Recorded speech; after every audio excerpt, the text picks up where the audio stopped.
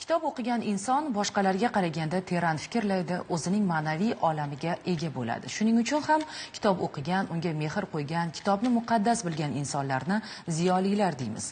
Namanganlik Nargiza Ahmedova ham kitobni sevuvchi, uni ardoqlovchilar avlodining davomchisi. Uning xonadonidagi kutubxonasida 15 mingdan ortiq kitoblar saqlanadi. Umida Qo'shoqova ushbu kitobsevar ayolning uy kutubxonasida bo'ldi.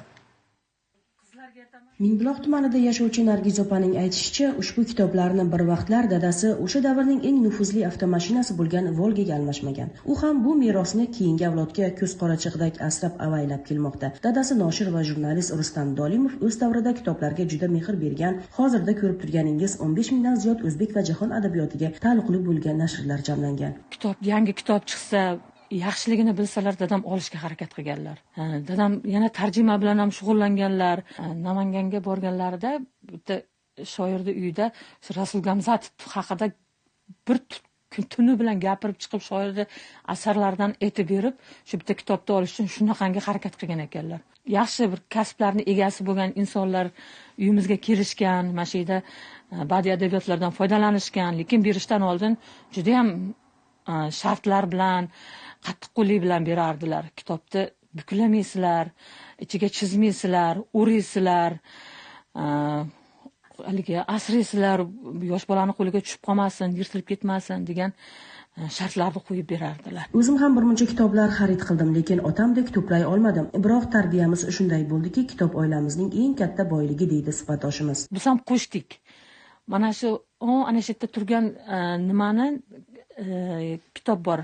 Tarixiy minoralardagi bitiklar. Shu kitob Rossiyada $500 sotilgan ekan.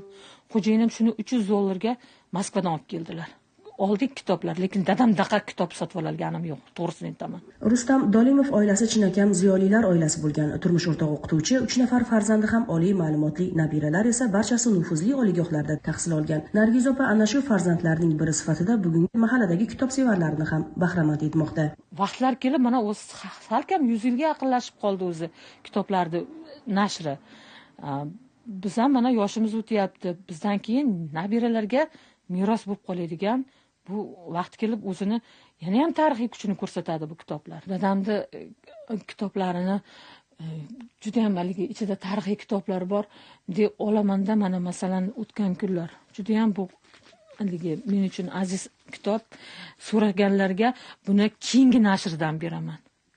Chunki bu kitobni avaylab, asrab boshqa bizni avlodlar ham ko'rish kerak shunaqangi chiqqan nimalarini.